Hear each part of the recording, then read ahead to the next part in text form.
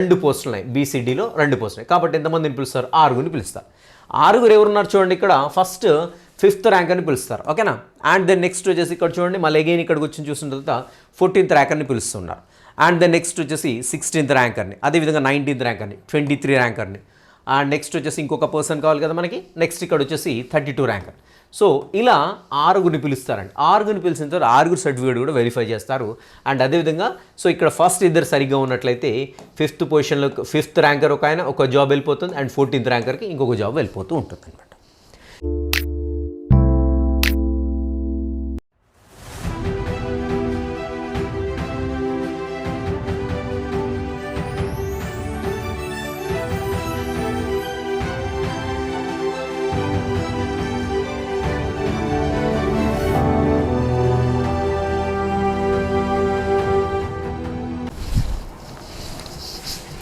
Hello, hi, welcome all the competitive various and notebooks. This is your Kiran Kodmuru. Yes, సెటకెళ్ళగితే TGDSC ఫైనల్కి అయితే release చేయడం జరిగింది. So maximum ఫైనల్కి అంటే ఫైనల్గానే ఉంటుందండి. మ్యాక్సిమం ఇంకా మోడిఫికేషన్స్ అయితే ఎలాంటివి కాకపోవచ్చు నా అంచనా ప్రకారం అయితే. అండ్ దీని తర్వాత నెక్స్ట్ వెయిట్ చేసేటువంటిది ఏంటంటే జనరల్ ర్యాంకింగ్ లిస్ట్. సో మరి జనరల్ ర్యాంకింగ్ లిస్ట్ అనేది ఇర్రెస్పెక్టివ్ ఆఫ్ ఎనీ క్రైటీరియా అండి. జస్ట్ మన మెరిట్ వచ్చినటువంటి మార్క్స్ డిఎస్సి అదేవిధంగా టెట్ మార్క్స్ని కలిపితే అక్కడ మనకి ఎక్కువ నుండి తక్కువ స్థాయికి అమరుస్తూ ఉంటారు. దీన్నే జనరల్ ర్యాంకింగ్ లిస్ట్గా చెప్తాం. సో మనకి క్యాస్ట్ ఏది, కేటగిరీ ఏముంది, ఏదీ లేదండి. జస్ట్ మెరిట్ ప్రకారం ఇలా మనకి ఏంటంటే డిసెండింగ్ ఆర్డర్లో అమర్చుకుంటూ వెళ్తారు. పైన నుండి ఎక్కువ నుండి తక్కువకు వచ్చేస్తూ ఉంటుంది అన్నమాట. దీన్ని జనరల్గా ఏంటంటే జనరల్ ర్యాంకింగ్ లిస్ట్గా చెప్తూ ఉంటాం. సో మరి ఒక్కసారి జనరల్ ర్యాంకింగ్ లిస్ట్ రిలీజ్ అయిందనుకోండి, మనకు జాబ్ వస్తుందా రాదా కన్ఫర్మేషన్ ఎలా అవుతుంది? So maximum general ranking list release అయిందంటే దాన్ని బట్టేసి మన ప్లేస్ ఎక్కడుందో, మన ర్యాంక్ ఎక్కడుందో చూసుకున్నట్లయితే మన ముందున్న కేటగిరీ వాళ్ళు ఎంతమంది ఉన్నారు, సో ఎంతమంది ఓపెన్లో వెళ్ళిపోతారు. ఓకేనా. సో ఓపెన్లో ఉండేటువంటి ఏవైతే సీట్స్ ఉంటాయో, ఏవైతే జాబ్ ఉంటాయో దానికి ఎంతమంది వెళ్ళిపోతున్నారు మన కేటగిరీలో, మనకంటే ఇంకా ఎంతమంది ఉన్నారు, మన కేటగిరీలో ఎన్ని పోస్టులు ఉన్నాయి, ఇవి చూస్తే మ్యాక్సిమం జనరల్ ర్యాంకింగ్ లిస్ట్తో మనకు జాబ్ వస్తున్నారా అదే డిసైడ్ అయిపోతూ ఉంటుందన్నమాట. ఎందుకంటే once general ranking list release అయిందనుకోండి 1:3 రేషియోలు పిలుస్తారు. అంటే ఒక జాబ్ ఉంటే ముగ్గురిని పిలుస్తూ ఉంటారు. మరి ఒక జాబ్ ఉంది, ముగ్గురిని ఎందుకు సార్ పిలవడం, ఒక్కరినే పిలవచ్చు కదా, డైరెక్ట్ వాళ్ళకి ఇచ్చేయచ్చు కదా అని డౌట్ రావచ్చు. ఇక్కడ 1:3 ఎందుకు పిలుస్తూ ఉంటారంటే సర్టిఫికేట్ వెరిఫికేషన్లో ఏమైనా సర్టిఫికేట్లు తేడా ఉన్నట్లయితే, ఏదైనా సర్టిఫికేట్ ప్రొడ్యూస్ చేయకపోయినట్లయితే, లేకుంటే ఏదైనా ఫేక్ సర్టిఫికేట్ ఉన్నట్లయితే, లేదా ఇతర కారణాల చేత వేరే జాబ్కు వెళ్ళాడు అనుకోండి, ఒక పర్సన్ ఒక జాబ్కి వెళ్ళిపోయాడు, వేరే దీనికంటే ముందు ఒకటి రాశాడు, వేరే జాబ్లో జాయిన్ అయిపోయాడు. సో అలాంటి సందర్భంలో వచ్చి ఇంకా ఏదైనా యాక్సిడెంటల్ ఇంకేమైనా జరిగినట్లయితే అలాంటి సందర్భంలో ఒక పోస్ట్ ఉంది కాబట్టి ముగ్గురిని పిలిస్తే ఎవరో ఒకరు, ముగ్గురికి అయితే కాదు కదా ఇవన్నీ కూడా, సో కంపల్సరీ దాంట్లో మెరిట్ ఉన్న వాళ్ళని తీసుకొని ఆ జాబ్లో పంపించేస్తూ ఉంటారనమాట. ఓకే.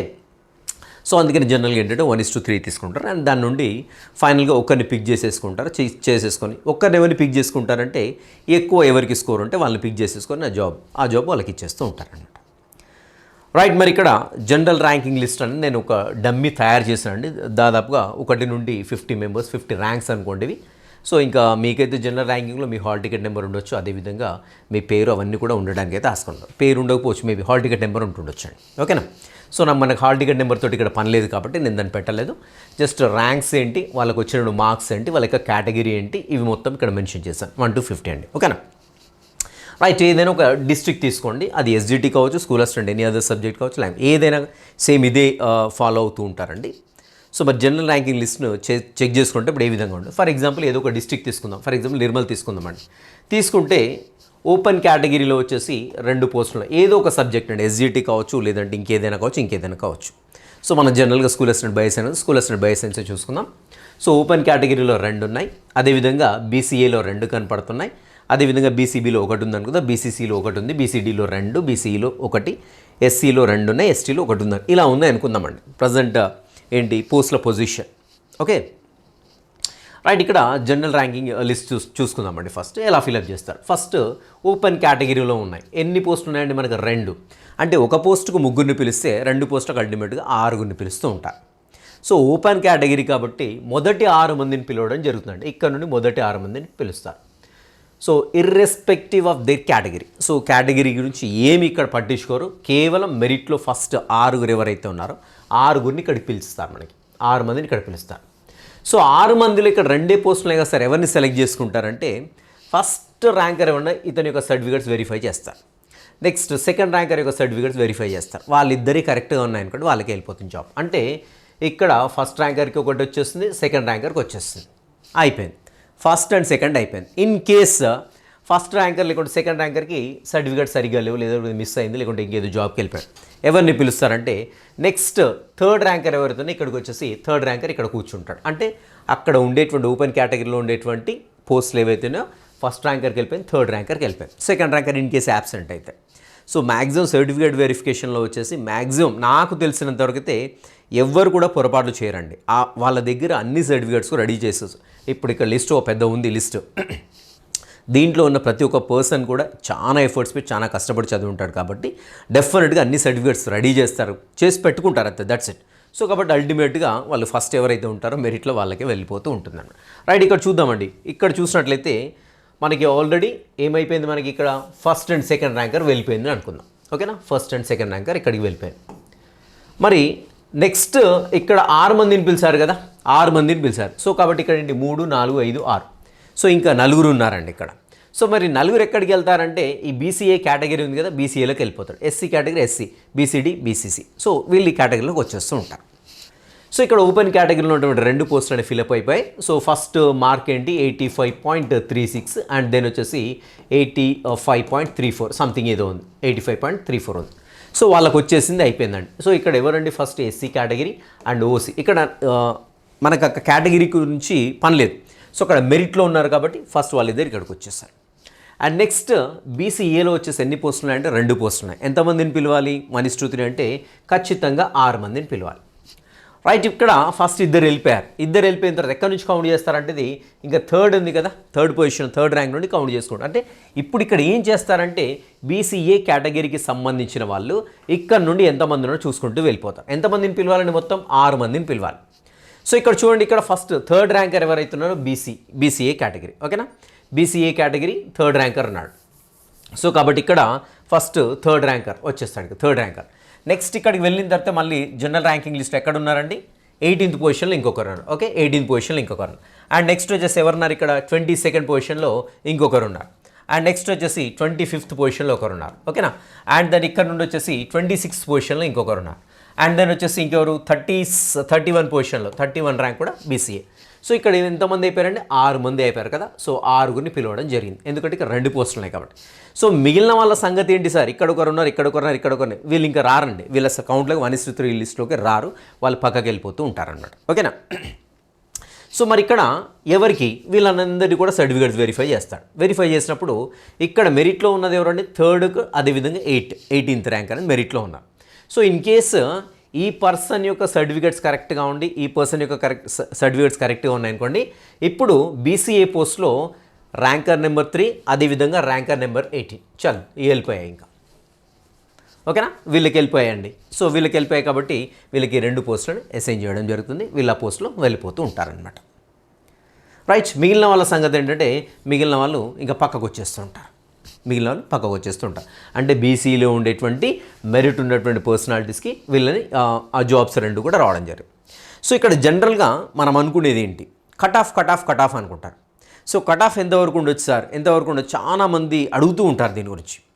సో కట్ ఆఫ్ ఎందుకు చెప్పడానికి రాదంటే కట్ ఆఫ్ మనం గెస్ చేయడానికి రాదు. ఫర్ ఎగ్జాంపుల్ ఇక్కడ ఒక బీసీఏ క్యాండిడేట్ ఉండండి 84.956, నెక్స్ట్ ఇక్కడ 18th ర్యాంక్లో 75.825. ఇక్కడ ఏమవుతుందండి కట్ ఆఫ్ మనకి 75.825కి బీసీఏలో కట్ ఆఫ్ అని చెప్పుకుంటాం. ఇక్కడ లేడు బీసీఏ, ఇక్కడ లేడు బీసీఏ, ఇక్కడ కూడా బీసీఏ ర్యాంకర్ లేరు, ఇక్కడ కూడా బీసీఏ ర్యాంకర్ లేరు, ఇక్కడ కూడా లేరు, ఇక్కడ ఉన్నాడు.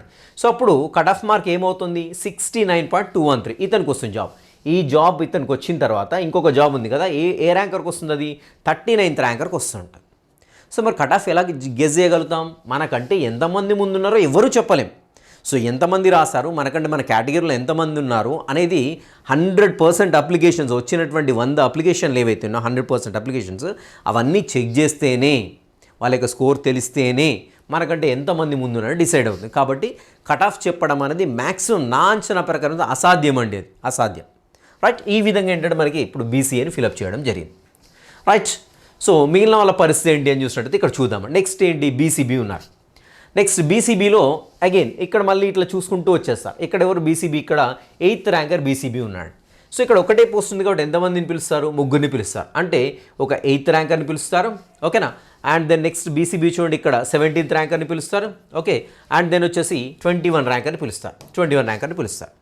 పిలిచిన తర్వాత వీళ్ళ యొక్క సర్టిఫికేట్స్ వెరిఫై చేయడం జరుగుతుంది. సో ఎవరికి వెళ్ళిపోతుందండి ఇది, ఫర్ ఎగ్జాంపుల్ ఈ బీసీబీ క్యాండిడేట్లో 8th ర్యాంకర్ ఎవరున్నారో ఇతనికి సర్టిఫికేట్లు సరిగ్గా లేవు అనుకుందాం ఉదాహరణకు.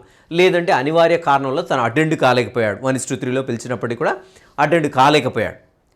సో ఏదో జాబ్ వచ్చి వెళ్ళిపోయిందను. సో అప్పుడు ఎవరికి వస్తుందండి జాబు, ఇక్కడ 17th ర్యాంకర్కి జాబ్ రావడం జరుగుతుంది. సో లేదు ఇతడు కూడా అటెండ్ అయ్యాడు, మన అదృష్టం బాగా ఉండి ఓకేనా, 17th పొజిషన్ కదా, 17th పొజిషన్ బీసీబీ, నేను బీసీబీ అనుకుందాం, 17th పొజిషన్లో ఉన్నాను ఇప్పుడు. సో నాకంటే జనరల్ ర్యాంకింగ్ లిస్ట్ చూసుకున్నప్పుడు నాకంటే ముందు ఇంకొక పర్సన్ ఉన్నాడు, అక్కడ ర్యాంకర్ నెంబర్ 8 ఉన్నాడు. సో నేను ఇక్కడ చూసుకుంటాను, నాకు ఒకటే పోస్ట్, నాకంటే ఎంతమంది ఆల్రెడీ కొన్నాడు, అతనికి వెళ్ళిపోతుంది కదా అని డిసైడ్ అయిపోతుంటారు. కొన్ని సందర్భాల్లో మన అదృష్టం బాగా ఉంటే ఏదైనా అనివార్య కారణాల వల్ల ఈ 8th ర్యాంకర్ పక్కకి వెళ్ళిపోయాడు, సంథింగ్ ఇష్టం లేకనో లేదంటే ఇంకో జాబ్ వచ్చి వెళ్ళిపోవడమో ఏదో ఒక రకంగా జరిగిపోయాడు, లేకుంటే సర్టిఫికేట్స్ ఏవో తప్పు ఉన్నాయి సంథింగ్ అనుకోండి. సో అలాంటి కేసులో మాత్రమే మనకు అదృష్టం కలిసి వచ్చాడుగా భావించవచ్చు. అప్పుడు ఏమవుతుంది, ఇక్కడ ఉండేటువంటి 17th ర్యాంకర్కి జాబ్ రావడం జరుగుతుంటుంది. లేని పక్షంలో ఇక్కడ ర్యాంకర్ 8ని, అదేవిధంగా ర్యాంకర్ 17ని, ర్యాంకర్ 21ని పిలిచారు. పిలిచినప్పుడు అందరి సర్టిఫికేట్లు ఓకే ఉన్నాడు. ఎవరికి ఇస్తారంటే ర్యాంకర్ నెంబర్ 8 ఎవరైతే ఉన్నారో తిను మెరిట్లో ఉన్నాడు కాబట్టి తనకి ఇవ్వడం జరుగుతూ ఉంటుందన్నమాట. సో ఇది బీసీబీ ఇలా ఫిలప్ చేస్తుంటారు. సో అదేవిధంగా బీసీసీ సేమ్ అండి, ఇక్కడ కూడా సేమ్ క్రైటీరియా, సేమ్ ఏదైతే ప్రాసెస్ ఫాలో అవుతున్నామో ఇక్కడ పైన నుండి సేమ్ అదే ప్రాసెస్లో వెళ్ళిపోతూ ఉంటాం. బీసీసీ అనుకోండి, ఇక్కడ చూడండి ఫర్ ఎగ్జాంపుల్ ఇక్కడ మనకి 6th ర్యాంకర్, ఇంకెక్కడ కూడా మనకి బీసీసీ కనిపించట్లేదు కూడా. సో మనకి అలా ర్యాండమ్గా ఇన్స్టాన్స్గా తీసుకున్నాం మనం. సో ఇక్కడ కాబట్టి ఏమవుతుంది, ఇక్కడ 6th ర్యాంకర్కి మనకి ఇక్కడ ఈ యొక్క పోస్ట్ అనేది తనకు వెళ్ళడం జరుగుతూ ఉంటుంది. సేమ్ అదేవిధంగా బీసీడీ తీసుకున్నాం అనుకోండి, బీసీడీ తీసుకుంటే ఏమవుతుంది, ఇక్కడ చూడండి బీసీడీ ఎక్కడెక్కడున్నారు, ఎన్ని పోస్టులు ఉన్నాయి, ఇక్కడ 2 పోస్టులు ఉన్నాయి, రైట్, 2 పోస్టులు ఉన్నాయి కాబట్టి ఎంతమందిని పిలుస్తారు, 6గురిని పిలుస్తూ ఉంటారు. ఇక్కడ చూడండి బీసీడీ ఇక్కడ నుండి స్టార్ట్ అవుతుంది కదా, 5th ర్యాంకర్ని పిలుస్తారు, ఓకేనా, 5th ర్యాంకర్ని పిలుస్తుంటారు. జస్ట్ అన్నమాట దీన్ని రబ్ చేస్తాను so that it will be clear. So మనకి బీసీడీ క్యాండిడేట్ చూద్దాం. ఇప్పుడు బీసీడీ క్యాండిడేట్లో చూసినట్లయితే ఇక్కడ మనకి బీసీడీలో ఎన్ని పోస్టులు ఉన్నాయండి మన డిస్ట్రిక్ట్లో చూసినట్లయితే ఫర్ ఎగ్జాంపుల్ ఒక 2 పోస్టులు ఉన్నట్టుగా ఇక్కడ చూపించాం మనం, ఓకేనా. సో అవి 2 అయినా ఉండొచ్చు, 3 అయినా ఉండొచ్చు, 4 అయినా 1 అయినా ఉండొచ్చు, అసలు లేకపోవచ్చు కూడా చెప్పలేము మనం, ఓకేనా. సో ఇక్కడ ఏంటి 2 పోస్టులు ఉన్నాయి, బీసీడీలో 2 పోస్టులు ఉన్నాయి కాబట్టి ఎంతమందిని పిలుస్తారు, 6గురిని పిలుస్తారు. 6గురు ఎవరున్నారు చూడండి, ఇక్కడ ఫస్ట్ 5th ర్యాంకర్ని పిలుస్తారు, ఓకేనా. అండ్ దెన్ నెక్స్ట్ వచ్చేసి ఇక్కడ చూడండి మళ్ళీ అగైన్ ఇక్కడికి వచ్చి చూసిన తర్వాత 14th ర్యాంకర్ని పిలుస్తున్నారు. అండ్ దెన్ నెక్స్ట్ వచ్చేసి 16th ర్యాంకర్ని, అదేవిధంగా 19th ర్యాంకర్ని, 23 ర్యాంకర్ని. అండ్ నెక్స్ట్ వచ్చేసి ఇంకొక పర్సన్ కావాలి కదా మనకి, నెక్స్ట్ ఇక్కడ వచ్చేసి 32 ర్యాంకర్. సో ఇలా 6గురిని పిలుస్తారండి. 6గురిని పిలిచిన తర్వాత 6గురు సర్టిఫికేట్ కూడా వెరిఫై చేస్తారు. అండ్ అదేవిధంగా సో ఇక్కడ ఫస్ట్ ఇద్దరు సరిగ్గా ఉన్నట్లయితే 5th పొజిషన్లో 5th ర్యాంకర్ ఒక ఆయన ఒక జాబ్ వెళ్ళిపోతుంది, అండ్ 14th ర్యాంకర్కి ఇంకొక జాబ్ వెళ్ళిపోతూ ఉంటుంది అనమాట. సో ఈ రకంగా ఈ క్రైటీరియాలు చేసేసుకొని ఫిల్ చేసుకుంటూ వెళ్తుంటారు. సో కాబట్టి ఏంటంటే అల్టిమేట్గా మనకి జనరల్ ర్యాంకింగ్ లిస్ట్ రిలీజ్ అయిందంటే మన జాబ్ వస్తుందా రాదని మ్యాక్సిమం డిసైడ్ అయిపోతుందండి.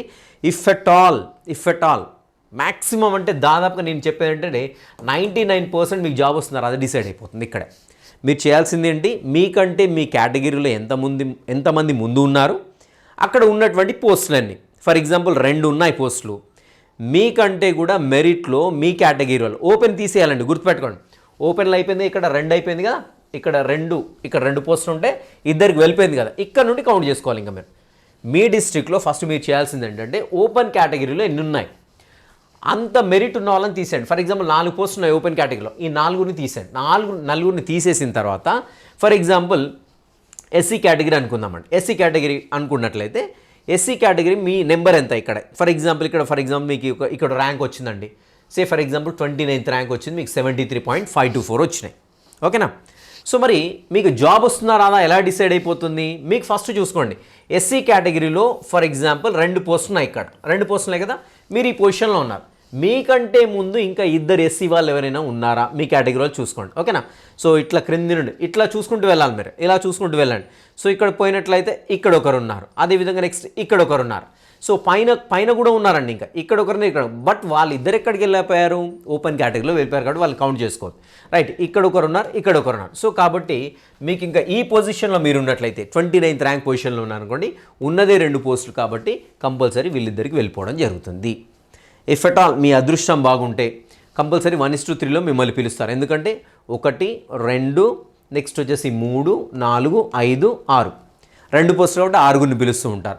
అదృష్టం బాగా ఉంటే వీళ్ళిద్దరిట్లో ఎవరైనా ఒకరు మిస్ అయినట్లయితే, సర్టిఫికేట్సో లేకుంటే ఏదో ప్రాబ్లం ఉన్నట్లయితే అప్పుడు మీకు రావడానికి అవకాశం ఉంటుంది తప్ప అప్పటి వరకు అయితే ఛాన్స్ అయితే లేదు. సో ఈ రకంగా జనరల్ ర్యాంకింగ్ లిస్ట్ చూడగానే మీకు జాబ్ వస్తుందా రాదా మ్యాక్సిమం డిసైడ్ అయిపోతుందండి. సో ఇంకేమైనా అదృష్టం ఉంటే, ఇంకేమైనా కొంచెం మిరాకిల్స్ జరిగినట్లయితే మీకు వచ్చేటువంటి అవకాశం అయితే ఉంటుంది.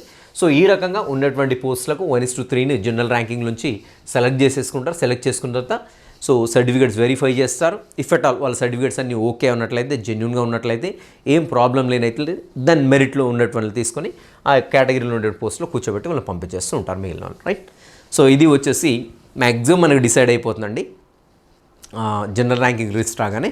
సో ఇలా ఉంటుంది ప్రాసెస్ అయితే. మరి ఫస్ట్ టైం మన ఛానల్ చూస్తుంటే తప్పకుండా సబ్స్క్రైబ్ చేయండి. అదేవిధంగా వీడియో యూస్ఫుల్ తప్పకుండా ఒక లైక్ అయితే చేయండి.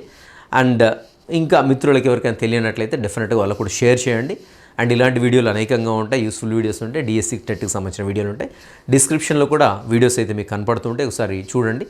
అండ్ అదేవిధంగా ప్లేస్టోర్లో వచ్చేసి కేకే బయాలజీ అనేటువంటి యాప్ ఉంటుంది, డౌన్లోడ్ చేసుకుని దాంట్లో మనకి డిఎస్సికి సంబంధించిన టెట్కి సంబంధించిన వీడియోలు ఉంటాయి.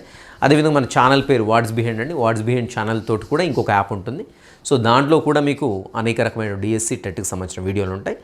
సో దాన్ని కూడా డౌన్లోడ్ చేసుకోండి. ఫస్ట్ అయితే మీరు డిస్క్రిప్షన్లో డెమో వీడియోస్ ఉంటే చూడండి. ఇఫ్ ఎట్ ఆల్ మీకు సాటిస్ఫై అనిపిస్తే డెఫినెట్గా అక్కడ నుండి మీరు మీకు నచ్చినటువంటి కోర్స్ అనేది తీసుకోవడానికి ప్రయత్నించండి. రైట్, ఇది అయితే జనరల్ ర్యాంకింగ్ గురించి చెప్దాం అనుకున్నాను అండి. సో సింప్లిఫై చేసి చెప్పడం కోసం ఇది మొత్తం కూడా డిజైన్ చేయడం జరిగింది. ఓకే, బాగా అనిపిస్తే తప్పకుండా లైక్ చేయండి. I wish you all the best. Meet in next session. Have a great day.